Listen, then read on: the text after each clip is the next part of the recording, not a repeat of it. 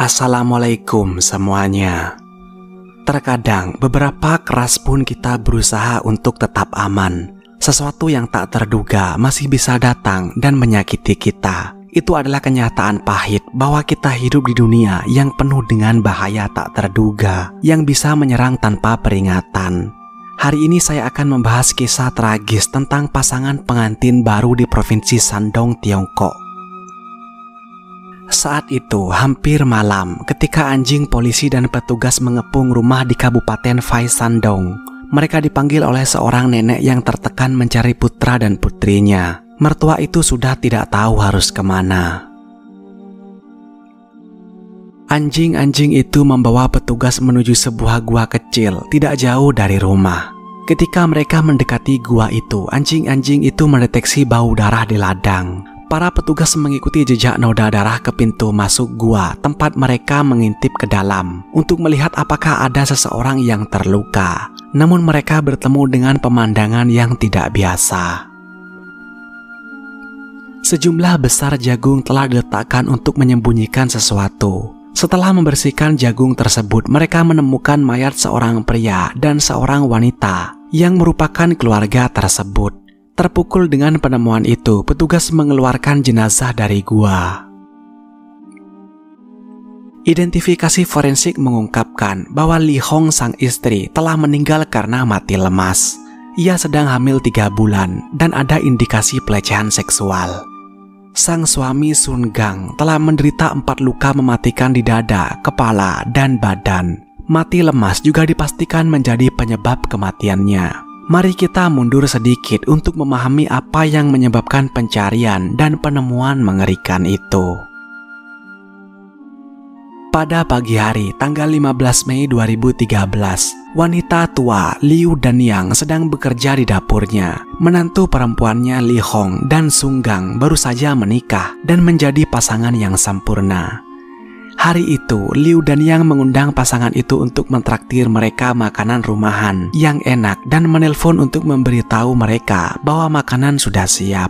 Ketika teleponnya tidak diangkat, Danyang tidak banyak berpikir dan menunggu agak lama. Dia menelpon lagi namun tetap tidak ada jawaban dan dia mulai merasa tidak tenang. Saat jam sudah mendekati pukul 11 malam, dia menelpon sekali lagi. Kali ini dengan perasaan kesal karena teleponnya tidak dijawab lagi. Lalu dia sadar bahwa teleponnya dimatikan atau tidak berfungsi, tidak hanya diabaikan. Khawatir, wanita tua itu berjalan ke rumah untuk melihat apa yang terjadi. Hanya beberapa meter dari kediaman pasangan itu, dan yang memperhatikan bahwa pintunya sedikit terbuka. Dia memasuki rumah dan memanggil nama mereka, tetapi tidak ada yang menjawab. Dia memeriksa kamar tidur, berpikir pasangan itu mungkin masih tidur. Yang mengejutkan, tempat tidurnya kosong, bersih dan rapi. Pada saat itu, Liu Danyang mulai merasakan sesuatu yang aneh lagi. Sejak kedatangannya, anak anjing pasangan itu tidak menggonggong sama sekali. Biasanya anjing itu menyambutnya dengan gembira, tetapi sekarang tidak terlihat. Dia menuju ke halaman untuk mencari anjing itu. Di sana dia menemukannya. Tubuh anak anjing malang itu remuk dan berdarah. Dia tahu ada sesuatu yang sangat tidak beres. Dan yang awalnya mencoba meyakinkan dirinya sendiri bahwa pasangan itu pasti bertengkar. Dia mencoba mempercayai segalanya baik-baik saja, tetapi keadaan aneh membuatnya kewalahan.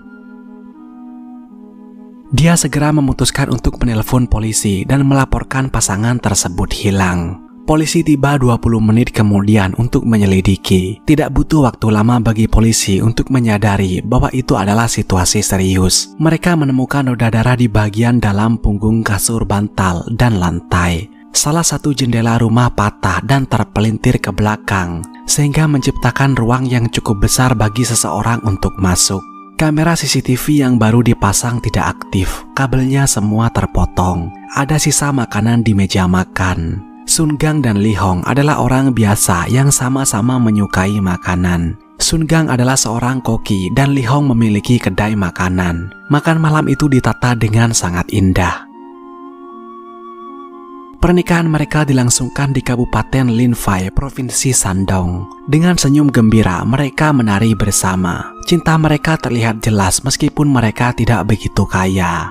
Sun Gang dan Li Hong telah membangun kehidupan yang indah bersama-sama. Rumah sederhana mereka terletak di lingkungan hijau dekat sawah yang indah, meskipun rumahnya agak terpencil. Mereka sangat menikmati kehidupan di lingkungan yang indah saat senja turun dan kegelapan pedesaan menyelimuti area tersebut. Rumah mereka menjadi semakin sunyi dan terpencil. Mereka memilih untuk membangun pagar tinggi di sekeliling rumah mereka untuk menambah keamanan.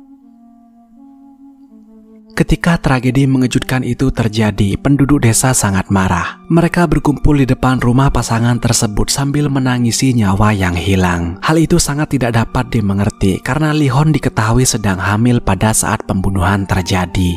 Mereka semua mendesak polisi untuk menyelesaikan kasus itu dan membawa keadilan bagi pasangan miskin tersebut yang baru saja memulai hidup bersama. Polisi mencurahkan banyak waktu dan upaya untuk menyelesaikan kasus itu.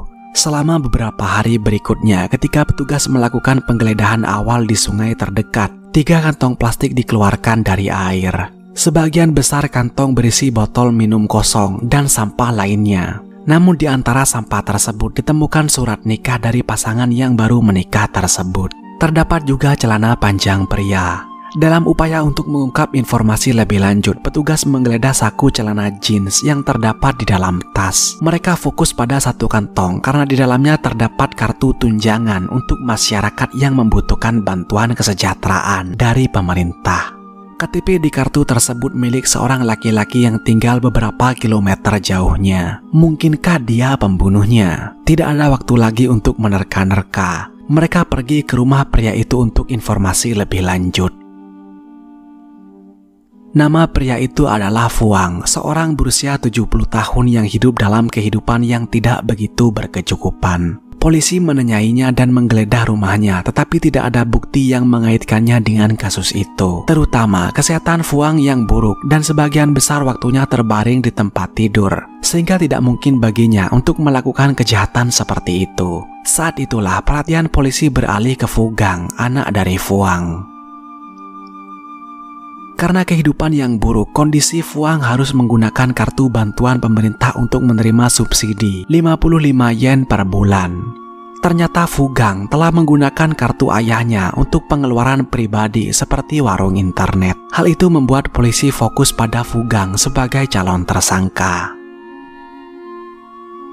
Sementara tim polisi lainnya menyelidiki dengan melihat melalui rekaman CCTV mesin ATM karena menyadari kartu korban diambil pada malam kejadian. Sekitar 11.000 yen ditarik menggunakan kartu milik Fuang, dan rekaman di mesin ATM itu menunjukkan seorang pemuda mengambil uang dari ATM sambil cekikikan dan tersenyum. Itu bukan Fu Gang, itu mengindikasikan orang lain juga terlibat. Kedua tim polisi mengadakan pertemuan untuk mengumpulkan semua informasi yang mereka pelajari sejauh itu. Mereka segera mengidentifikasi pria di rekaman mesin ATM sebagai Jang Sui-jun. Namun mereka menyadari bahwa Jang Sui-jun dan Fu Gang telah memesan tiket bus ke provinsi Tiongkok Barat sekitar 1.600 km dari Shandong. Polisi harus bertindak cepat untuk menangkap mereka. Hampir 30 anggota polisi berangkat menuju ke bus dengan tekad yang kuat. Mereka berhenti di Kabupaten Sintai untuk menghindari kewaspadaan masyarakat dan tersangka. Beberapa penyelidik menaiki bus dengan menyamar dan berupaya untuk berbaur. Para tersangka tampaknya merasakan ada kejanggalan. Awalnya semua tenang sampai seseorang mencoba untuk keluar dari jendela bus. Kekacauan pun terjadi ketika polisi menyadari ada 3 orang yang mencoba melarikan diri. 2 polisi bergerak cepat untuk menangkap ketiga tersangka. Tiba-tiba seorang pria berdiri dengan pisau dan mencoba untuk menyerang petugas. Untungnya polisi dapat meredamnya dengan cara memukul lengannya dengan tongkat sehingga senjatanya terjatuh. Pria itu juga ditahan bersama dengan 3 tersangka lainnya yang mengungkapkan bahwa dia adalah bagian dari kelompok kriminal. Keempat pria itu adalah Fu Gang, Zhang Suijun, Wang Jiying, dan Zhao Feng. Mereka berusia antara 19 dan 26 tahun. Polisi melakukan interogasi mendalam yang akhirnya mengungkapkan motif kejahatan mereka. Pasti kalian bertanya-tanya apa yang mendorong orang-orang itu melakukan tindakan mengerikan seperti itu. Menurut Zhang Suijun, dia awalnya merampok rumah dari Sun Gang dan Li Hong. Saat Zhang Suijun sudah berada di dalam rumah, ia melihat foto pernikahan pasangan tersebut dan terpikat oleh kecantikan pemilik rumah. Tapi saat itu dia tidak bisa berbuat apa-apa, jadi dia kabur begitu saja dengan apa yang dia temukan di dalam rumah. Di pernikahan kakak laki-laki Zhao Fang, Zhang bertemu dengan 3 tersangka lainnya. Pikiran kriminal mereka terhubung dengan baik dan Zhang memberitahu mereka tentang rumah itu. Dan seorang wanita cantik yang menyarankan agar mereka merampoknya dan merasakan nikmatnya tubuh pemilik rumah. Menyetujui gagasan keji itu, keempatnya tiba di Kabupaten Fai pada sore hari tanggal 14 Maret 2013. Mereka naik sepeda roda 3 dan berhenti agak jauh dari rumah pasangan tersebut untuk mengamati dan merencanakan. Pada pukul 18 ketika daerah pedesaan sudah gelap dan sepi, mereka memutuskan untuk menyerang. Mereka melihat Li Hong dan Sun Gang pergi, sehingga mereka mengambil kesempatan untuk masuk dan mencuri barang-barang berharga termasuk beberapa pisau. Mereka juga menghancurkan kamera CCTV untuk menutupi jejak mereka. 1 jam kemudian, mereka mendengar suara kendaraan mendekati rumah. Mereka bersembunyi di dalam dekat pintu masuk. Li Hong adalah yang pertama masuk dan segera diserang. Teriakannya memperingatkan Sun Gang yang berlari untuk membantu istrinya, yang pada akhirnya hanya untuk dipukuli dan diborgol. Dia memohon kepada para penyusup untuk tidak menyakiti wanita hamilnya. Tetapi permohonannya diabaikan karena mereka telah memutuskan apa yang akan mereka lakukan. Li Hong mencoba mendorong mereka kembali, tetapi apa yang bisa dilakukan seorang wanita hamil yang malang terhadap 4 pria? Beberapa laporan menyatakan bahwa Sun Gang terpaksa menonton dari samping saat keempat pria tersebut melakukan pelecehan seksual terhadap istrinya. Tidak peduli seberapa keras dia berjuang untuk melepaskan diri, sia-sia dia hanya bisa menangis bersama istrinya dan memohon kepada para laki-laki itu untuk menghentikan kegilaan itu. Amarah dan rasa sakit di dalam hati Li Hong terlalu berat untuk ditanggung, hingga akhirnya dia pingsan. Tapi itu tidak menghentikan laki-laki tersebut. Mereka terus menganiaya Li Hong secara bergiliran selama total 8 jam.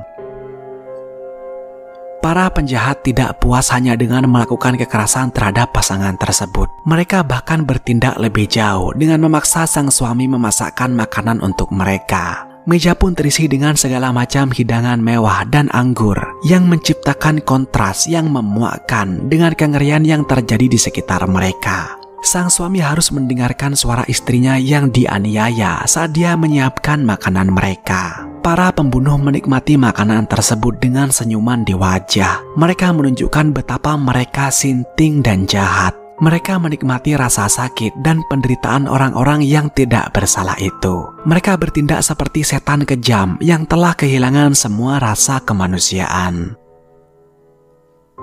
Setelah mereka melakukan tindakan keji mereka, para pembunuh menjarah rumah. Mereka merobek foto-foto dan menghancurkan kenangan-kenangan berharga.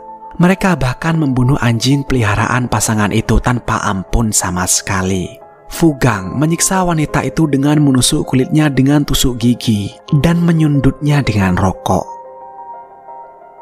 Cerita berlanjut sekitar jam 3 pagi setelah keempat pria itu selesai. Li Hong dilemparkan ke kamar tempat suaminya ditahan. Li Hong panik saat melihat darah di tubuh Sun Gang, tetapi dia masih hidup dan dia menyerong ke arahnya. Keduanya berbagi kata-kata yang penuh air mata dan Sun Gang berulang kali menghibur istrinya yang merasa benar-benar hancur oleh tindakan menjijikkan itu. Tanpa sepengetahuan mereka, keempat pria itu sudah punya rencana. Mereka bermaksud membunuh pasangan itu. Mereka kemudian membawa Sun Gang ke ruangan lain dan Li Hong menangis bertanya-tanya apa yang akan terjadi. Orang-orang itu mengikatkan rantai di leher Sunggang dan menutupi kepalanya dengan kantong plastik, mencekiknya sampai mati. Ketika Li Hong mengetahui nasib suaminya, dia menangis keras dan lemas. Para laki-laki itu kemudian menyeret wanita malang yang tidak lagi memiliki tenaga ke ruangan yang sama dan mencekiknya dengan kantong plastik. Tubuh mereka dibuang di sebuah gua kanal tidak jauh dari situ dan ditutupi dengan batang jagung. Setelah itu, keempat lelaki itu bekerja sepanjang malam membersihkan rumah, mengganti alas tidur, dan membuang barang-barang bekas mereka ke sungai. Mereka mengambil semua harta berharga dan melarikan diri dari tempat kejadian. Sebelum fajar, Jang Sui-jun menutup ceritanya dengan 4 kata yang sangat merendahkan, yaitu dia tampak terlalu cantik. Persidangan pada tahun 2016 mendakwa keempat tersangka dengan perampokan, penyerangan seksual, dan pembunuhan yang disengaja.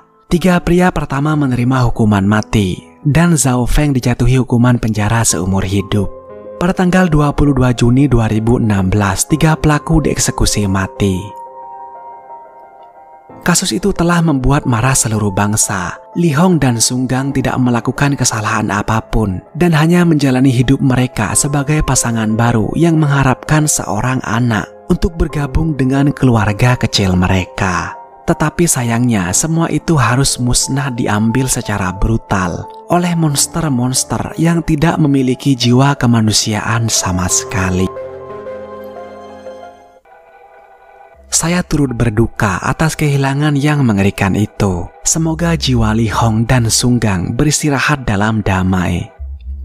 Tetaplah aman dan saya akan menemui kalian pada kesempatan berikutnya. Terima kasih sudah menonton.